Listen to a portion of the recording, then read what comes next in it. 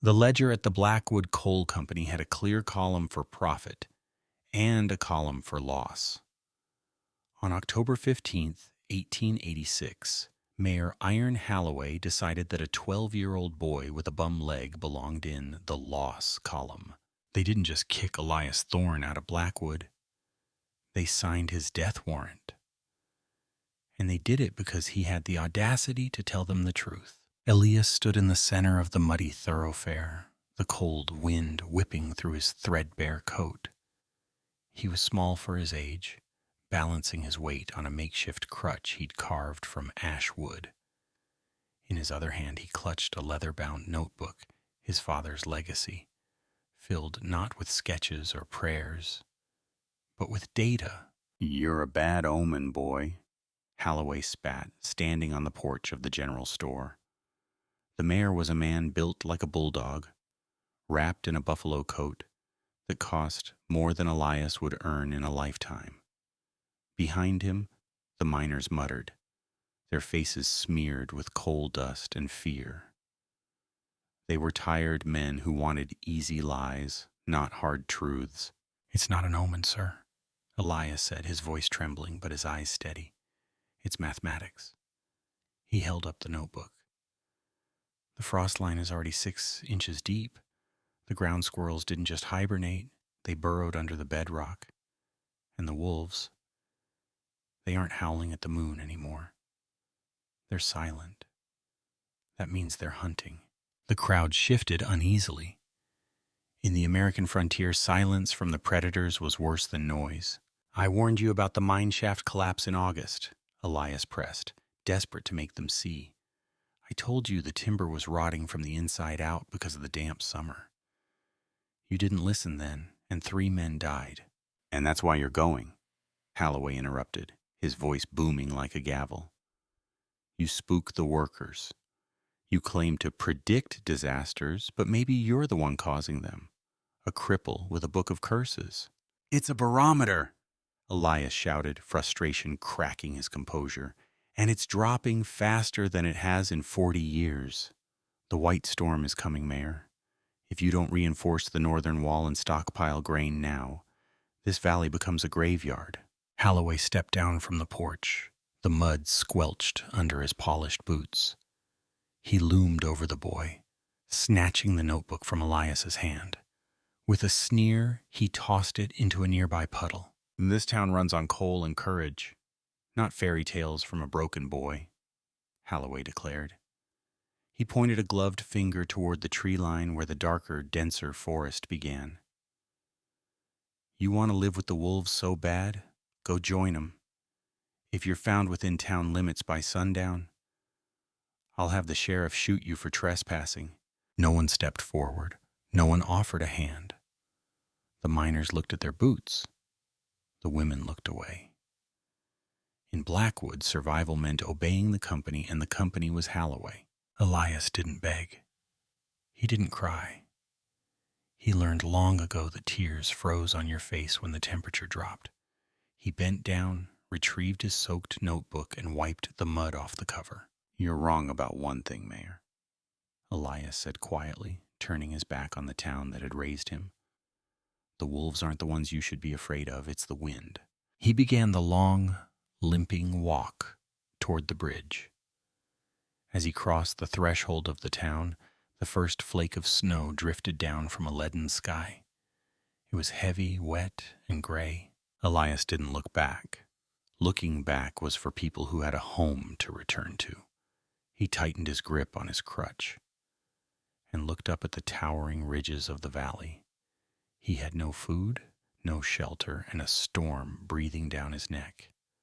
But he had something the people of Blackwood lacked. He knew exactly what was coming, and he had a plan. The town of Blackwood disappeared behind the ridge, swallowed by the gray horizon, but the chill of its rejection lingered in Elias's bones longer than the biting wind. He didn't waste energy on self-pity. In the wilderness, pity was a luxury that cost you calories, and calories were the currency of life. Elias knew he couldn't outrun a wolf. His left leg, twisted since birth and anchored by a heavy iron brace, dragged through the accumulating slush. If he stayed on the ground, he was meat. It was a simple, brutal equation. To survive, he had to change the variables. He headed for the Devil's Fork, a volatile junction where the Whitewater Creek split around a massive limestone protrusion. Standing there, dominating the landscape like a sentinel, was the great oak. It was a titan of the forest, its trunk as wide as a wagon, and its roots digging deep into the riverbank, drinking from water that moved too fast to freeze solid. High ground, Elias muttered, his breath pluming in the frigid air. And running water? Wolves hate wet fur. He dropped his heavy canvas sack at the base of the tree. Most boys his age would have seen a tree to climb. Elias saw a physics problem to solve. He couldn't shinny up the bark. His leg wouldn't hold. He had to engineer his ascent. From his bag, he pulled a coil of hemp rope and a rusted, squeaky pulley block he'd salvaged from the mine's scrap heap months ago. Halloway had called it trash. Elias called it leverage. He spent the first 2 hours throwing a lead-weighted line over the lowest sturdy branch, some 15 feet up. His arms burned, and his fingers grew numb, stiffening into claws. But when the line finally held, he hoisted the pulley system. He didn't just climb. He rigged a counterweight system using a sack filled with river stones. "Give me a lever long enough," his father used to say, quoting Archimedes while fixing a wagon axle, "and I shall move the world." Elias didn't need to move the world. He just needed to lift 80 pounds of shivering boy. He hauled himself up, gritting his teeth, as the brace on his leg scraped against the rough bark. When he finally rolled onto the broad, flat junction of the lower branches, he didn't celebrate. He immediately began to work. Over the next 3 weeks, the boy became a phantom of the canopy. He worked with a desperate, methodical rhythm. He wasn't building a clubhouse, he was constructing a fortress. He scavenged fallen timber from the forest floor, using the pulley to haul the logs up. He notched the wood with his father's chisel, interlocking the beams so they didn't require nails he didn't have. He lashed them together with rawhide strips soaked in water. When the rawhide dried and shrank, it bound the wood with the strength of steel. The platform grew. It was a hexagonal deck, 20 feet in the air, shielded by the oak's massive trunk on one side and a woven wall of pine boughs on the other. He engineered a rainwater catchment system using a tarp and a funnel of birch bark directing clean water into a hollowed-out gourd. But silence was the loudest noise in the woods, and it was beginning to weigh on him. Until the Tuesday of the second week, Elias was foraging for pine nuts near the riverbank when he saw it. A splash of white feathers against the dark mud. It was a bald eagle, young but massive, thrashing in the reeds. Its right wing was bent at a sickening angle, likely clipped by a falling branch in the early winds. The bird hissed as Elias approached, its talons flashing. "Easy," Elias whispered, holding his hands up. "I know, you're broken. I get it." He saw the fear in the bird's golden eyes, the same fear he'd felt standing before Halloway. The fear of being discarded because you couldn't fly. Elias didn't walk away.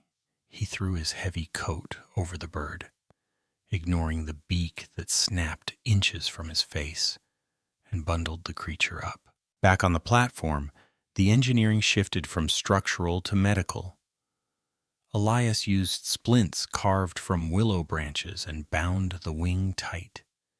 He chewed raw venison jerky into soft pulp to feed the bird, forcing it down the raptor's gullet until the creature stopped fighting. "You need a name," Elias said 3 days later. The eagle was perched on a sturdy branch Elias had installed as a roost, watching the forest with an intensity that missed nothing. "You watch everything, you calculate. Scout." "That's you." Scout didn't answer, but he didn't fly away either. He accepted the scraps of rabbit meat Elias offered. A silent partnership formed, two cripples in a tree, waiting for the world to end. By mid-November, the white storm Elias had predicted wasn't just a line in a notebook anymore. It was a physical reality. The temperature plummeted overnight. The wind didn't just blow. It screamed through the valley, stripping the last dead leaves from the trees. Down in the valley, the smoke from Blackwood's chimneys rose in thick, panicked columns. Elias knew they were burning wet wood and coal dust, choking their own stoves. Up in the oak, Elias was warm. He had built a small, suspended hearth from clay and river stones on the center of his platform. He burned charcoal he had made himself, hot, clean, and smokeless. He sat cross-legged, whittling a piece of ash wood into a sharp point, adding it to the pile of 50 others. Scout shuffled his feathers, letting out a low, trilling screech. The bird was looking north, his head cocked. Elias stopped whittling. He felt it before he heard it, a vibration in the wood of the tree. Then came the sound. It wasn't the lonely, melodic howl of a solitary wolf calling to the moon. It was a chorus, a dissonant, hungry yipping that sounded like laughter in a graveyard. It was the sound of a pack that had found a hunting ground where the prey was trapped in deep snow. The wolf pack had arrived from the north. Elias crawled to the edge of his platform and looked down. In the twilight, shadows detached themselves from the tree line. Massive shapes, gray and white, moving with liquid fluidity. They flowed around the base of his oak tree, sniffing the trunk. One of them, a brute with a scarred ear, reared up, scratching the bark where Elias had climbed weeks ago. The wolf looked up. Its eyes caught the faint reflection of the moon. It knew Elias was there. Elias didn't tremble this time. He reached for the lever of the gravity trap he had rigged on the lower branch, a heavy log suspended by a tripwire. "Not tonight," Elias whispered. "Go to town. They have the beef. I only have the high ground." The wolf dropped to all fours and turned its head toward the lights of Blackwood in the distance. With a chilling howl that signaled the start of the slaughter, the pack moved on. Elias patted Scout's head. The waiting was over. The math had checked out. Now the test began. The storm didn't just arrive, it assaulted the valley. It began as a low, mournful whistle through the canyons, a sound that made the hair on the back of your neck stand up. Then the sky simply fell. For 3 days there was no sun, no moon, no horizon, only a suffocating curtain of white that erased the world. The white storm Elias had predicted wasn't a weather event, it was a burial. Up in the great oak, the world was shrinking. The platform swayed in the gale force winds, the massive timbers groaning like the hull of a ship at sea. But Elias's engineering held. The rawhide lashings, now frozen solid, were harder than iron.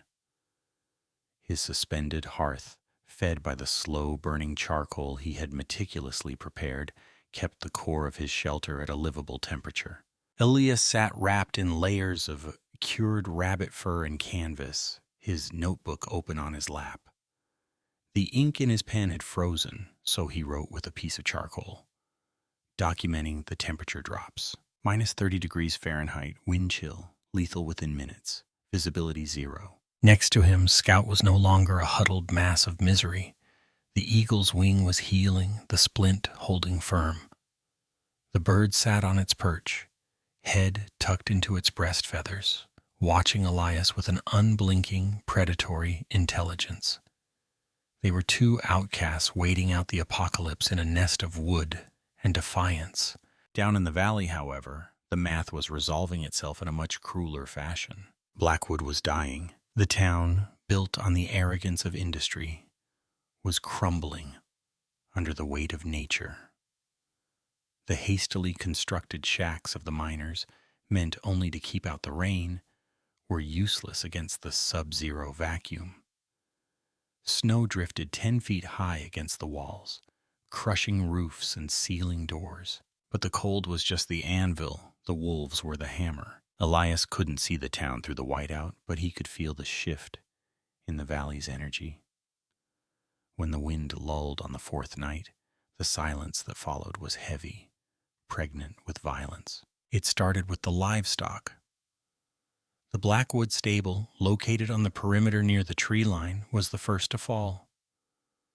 Elias heard it from 2 miles away, the frantic screaming of horses, the splintering of wood, and then the sudden, terrifying silence.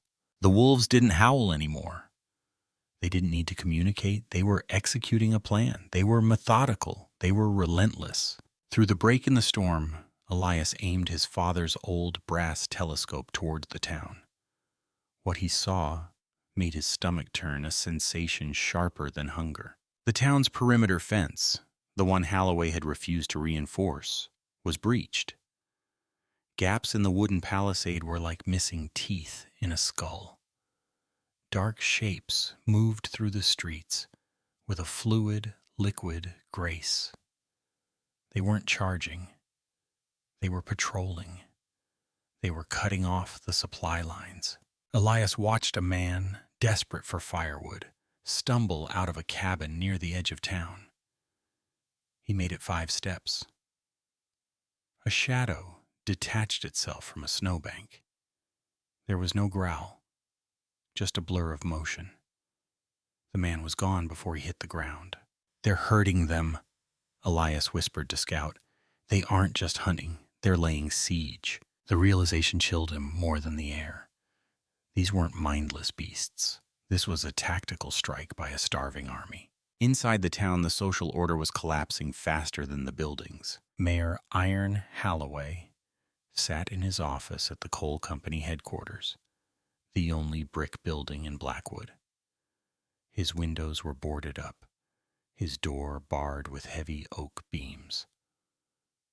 A cast-iron stove roared in the corner, glowing cherry red, fueled by the premium coal he had forbidden the miners to touch. Holloway wiped sweat from his forehead with a silk handkerchief.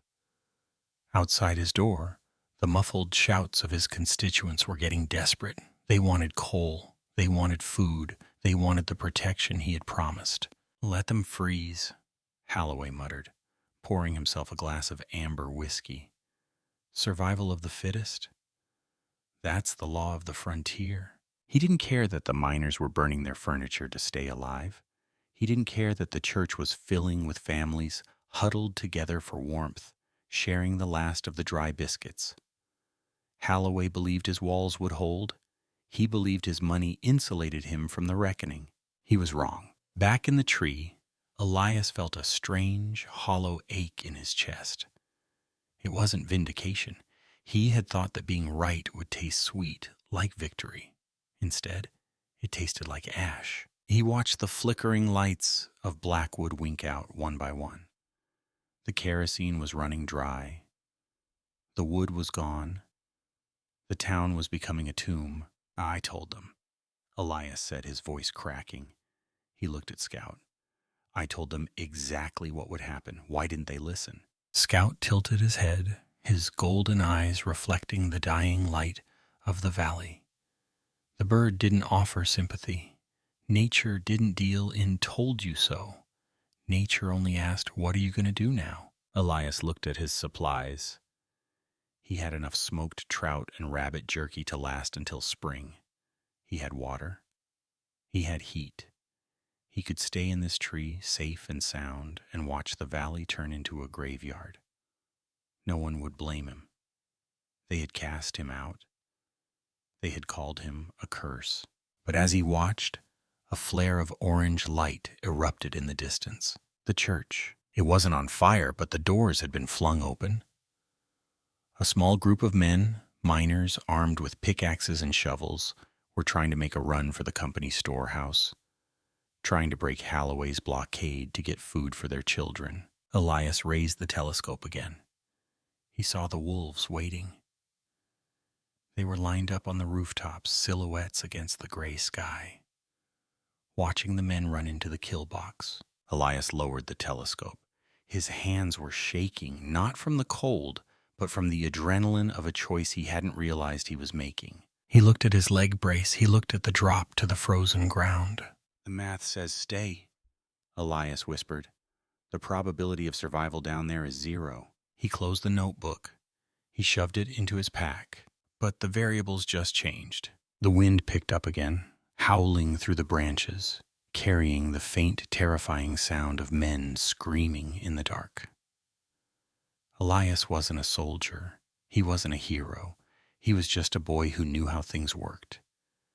And he knew that if he did nothing, the silence in the valley would be permanent.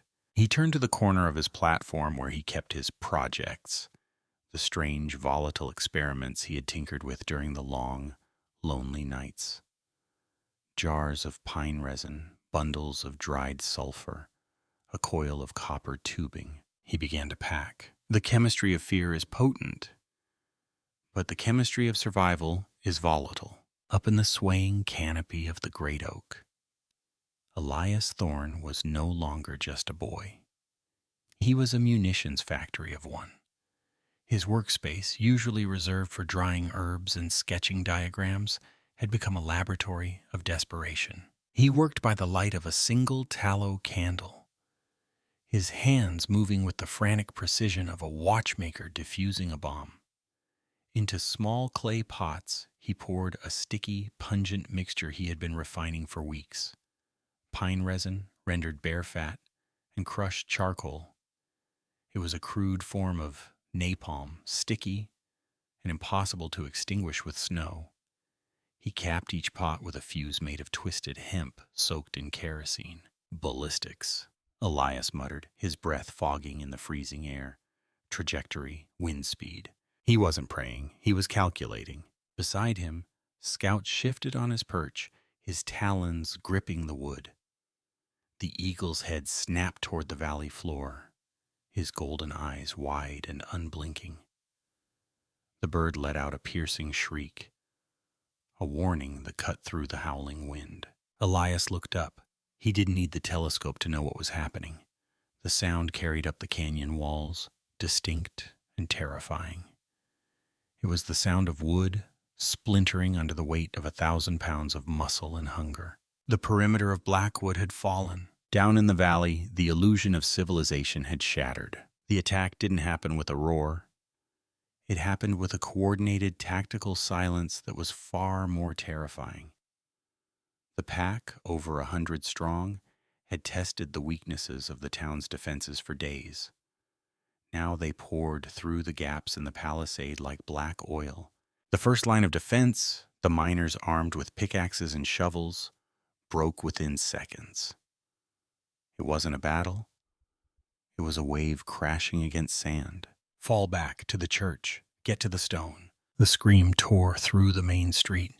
Men grabbed their children, women abandoned their heirlooms, and the stampede began. The snow was knee-deep, churning into a slurry of mud and blood as the town fled toward the only structure that promised salvation, the first stone church of Blackwood. Mayor Iron Halloway was not leading the charge. Inside the heavy oak doors of the company office, he was barricading himself in. He dragged a heavy filing cabinet across the floor, his face slick with sweat despite the freezing temperature. "I can't get in here," he wheezed, his hands shaking as he poured another glass of whiskey. Brick walls, iron bars, I'm safe. Outside, a woman pounded on his door, screaming for sanctuary. Halloway froze. He held his breath, staring at the handle as it jiggled violently. He didn't unlock it. He took a sip of whiskey and turned up the oil lamp, drowning out the world with light and liquor. But the church was where the soul of the town had gathered. 60 people, men, women, children, and the injured, crammed into the nave. They slammed the massive double doors shut and dropped the heavy crossbar into place just as the first heavy body slammed against the wood from the outside. Thud, thud, scratch. The sound of claws on oak was deafening. Inside, the air was thick with the smell of wet wool, kerosene, and sheer terror. There was no heat. The stained glass windows depicting saints and martyrs rattled in their frames as the wind and the wolves assaulted the building. Then someone started ringing the bell. It wasn't a call to prayer. It was a young miner, Thomas, whose arm was bleeding. He grabbed the thick rope in the vestibule and pulled with everything he had. Clang. The sound was discordant, frantic, a bronze scream echoing off the canyon walls. Clang, clang, clang. "Stop it," a woman cried, clutching her baby. "You're drawing them in."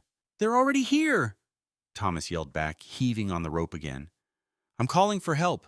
Maybe the trappers up north. Maybe someone." But there were no trappers. There was no cavalry.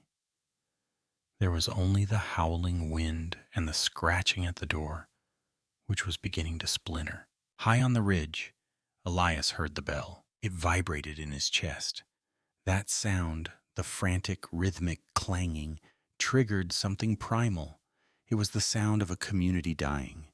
It was the sound of the people who had cast him out, begging the universe for a miracle they hadn't earned. Elias stood at the edge of his platform. He looked at his leg brace. He looked at the vast, white expanse of the slope leading down to the town. "The wind is out of the north-northeast at 30 miles an hour, Elias said aloud. "Slope gradient is 20 degrees. He turned to his greatest invention. It wasn't the fire pots. It was the sled. He had built it from bent ash wood and waxed canvas, modeled after the sketches of ice boats he'd seen in his father's old engineering journals. It wasn't designed to be pulled. It was designed to sail. A triangular jib sail, rigged to a mast that could collapse for stability, snapped in the wind. "This is a bad idea," Elias whispered. "Statistically, this is a fatal idea." He loaded the clay pots into a padded crate strapped to the front. He slung a coil of copper tubing over his shoulder, his trumpet. He looked at Scout. "You stay here. You keep warm." The eagle hopped onto the prow of the sled and dug his talons into the wood. He ruffled his feathers and looked at Elias with a gaze that said clearly, "We go together." Elias didn't argue. He stepped onto the sled, locking his good boot into the strap and wedging his braced leg against the rudder control. He grabbed the release lever of the pulley system that held the sled suspended near the trunk. Below him, the valley was a bowl of darkness and death, punctuated only by the desperate, relentless tolling of the church bell. Clang. "Ready or not," Elias gritted out. He pulled the lever. The sled dropped 10 feet, hitting the snow-packed ramp Elias had built days ago.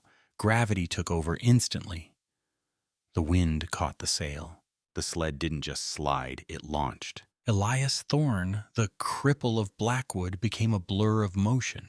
He accelerated down the mountainside, riding the storm that was killing his town, a payload of fire and physics hurtling toward the wolves. The bell rang one last time, then fell silent. Elias tightened his grip on the rudder. "Hold on, Scout. We're going to wake them up."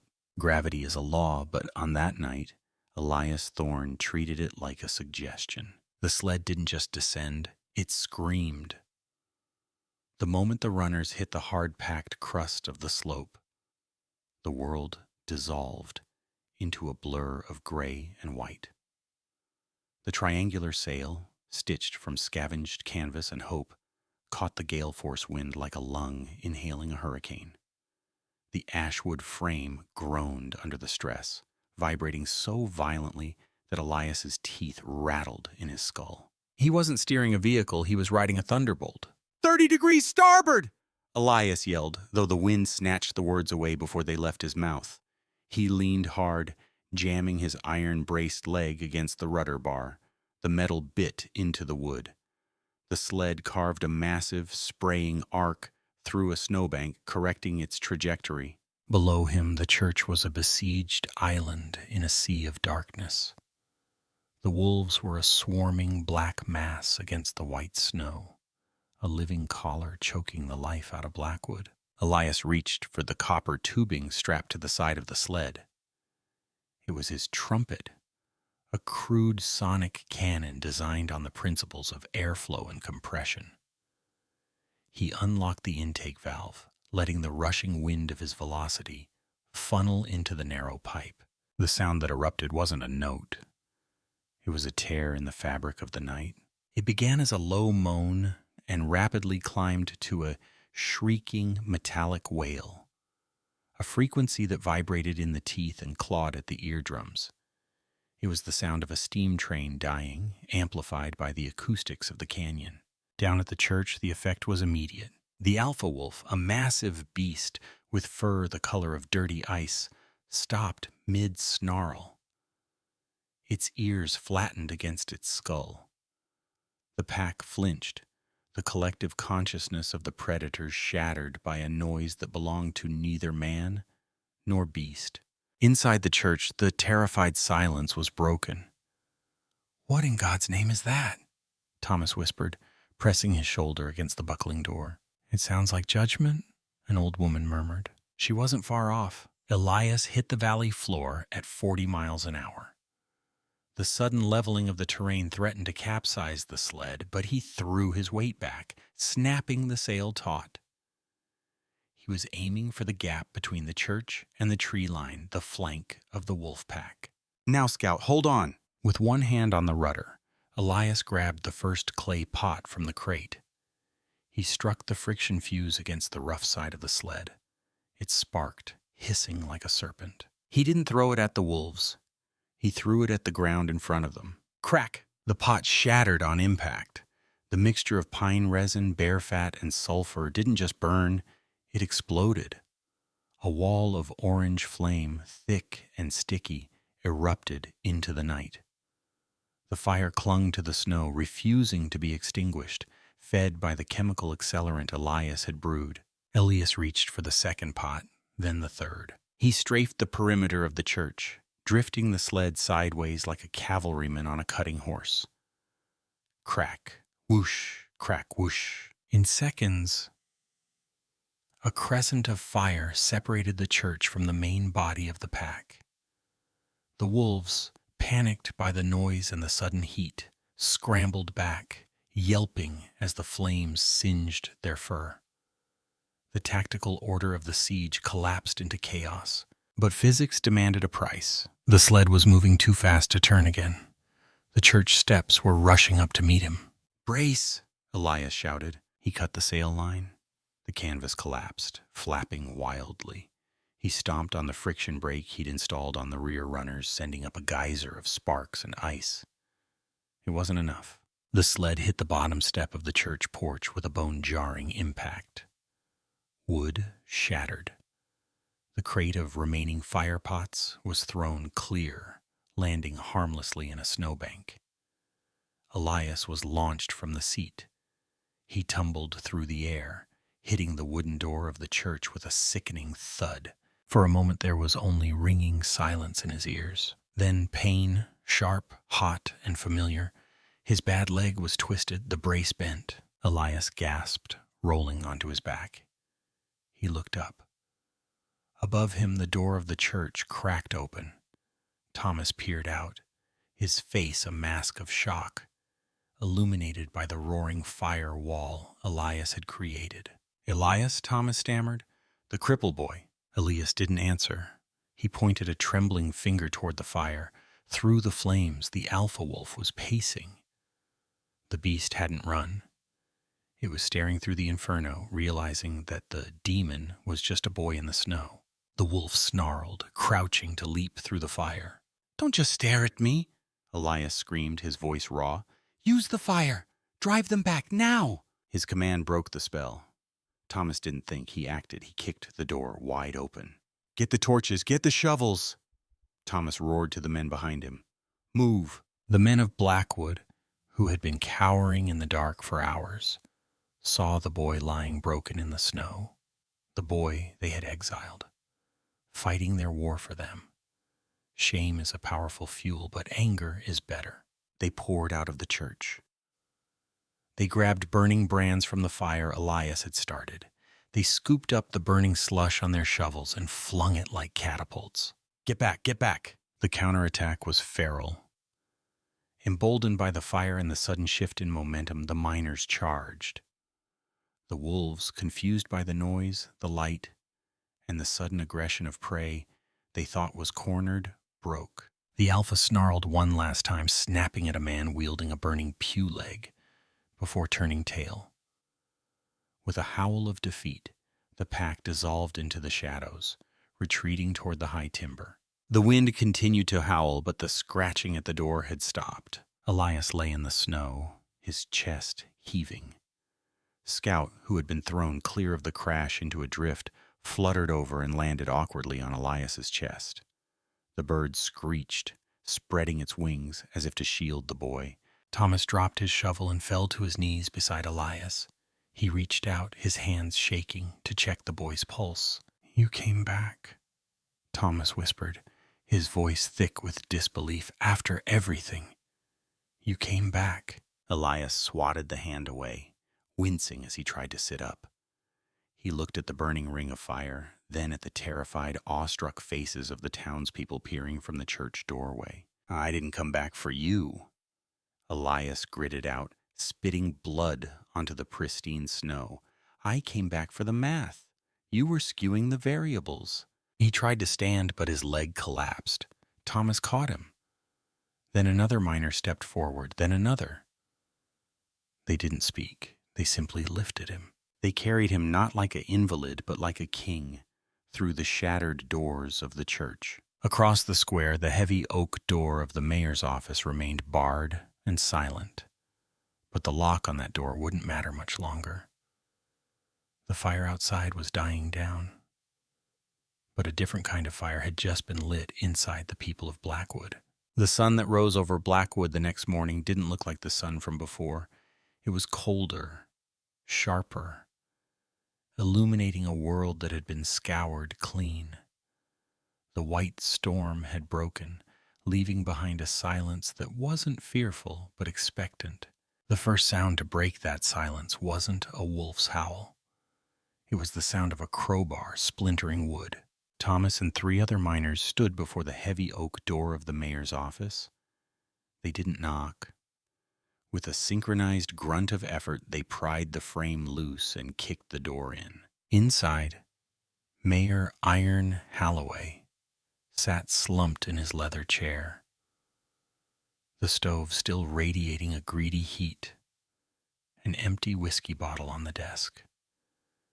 He looked up, blinking against the sudden intrusion of daylight and reality.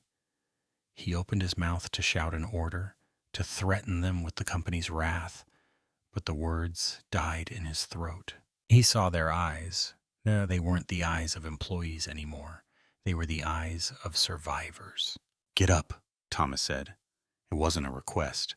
I was securing the assets," Halloway stammered, clutching his ledger. "The assets froze to death while you drank," Thomas replied, tossing a rusted shovel onto the Persian rug. "We're digging graves for the dead. Then we're reinforcing the north wall. You're on the digging crew." Halloway was marched out into the snow, stripped of his coat and his dignity. There was no trial, no hanging. In the new Blackwood, uselessness was the only capital crime, and hard labor was the only penance. But the real transformation was happening a mile away, at the base of the great oak. Elias Thorne did not return to the shadows. His leg was splinted with fresh cedar, and he sat not on a sled but on a chair brought from the church, positioned at the center of the town square. He was no longer the cripple. He was the chief engineer. Under his direction, Blackwood stopped being a mining camp and started becoming a fortress. "The mine timbers," Elias commanded, pointing with his crutch. "Pull them. We don't need coal today. We need a palisade. Interlock the logs at 30-degree angles. Wolves can't climb an incline." The townspeople obeyed with a fervor that bordered on religious. They tore down the symbols of their greed, the unstable shafts, the flimsy shacks, to build a shield. They realized that the gold in the ground was worthless if the blood in their veins froze. By spring, the snow melted to reveal a changed valley. The great oak was no longer isolated. A sturdy suspension bridge, designed by Elias and built by the men who once mocked him, connected the tree fortress to the town. It stood as a physical tether between nature's wild wisdom and human civilization. Elias never took the title of mayor. He didn't need it. He remained the watchman. He spent his days in the canopy with Scout. The eagle now fully healed, but refusing to leave his side. They watched the weather, the animal migrations, and the horizon. When visitors came to Blackwood years later, they didn't come for the coal. They came to see the fortress of the valley. They came to learn from the man who had turned a stampede into a strategy. They would find Elias older now, his face lined by wind and wisdom, carving a new inscription into the base of the great oak. It wasn't a boast. It was a reminder for every generation that would follow. The mountains don't care if you are rich. The wind doesn't care if you are righteous. They only care if you are ready. Elias Thorne proved that the most dangerous thing in the wild isn't the wolf at the door. It's the truth you refuse to hear.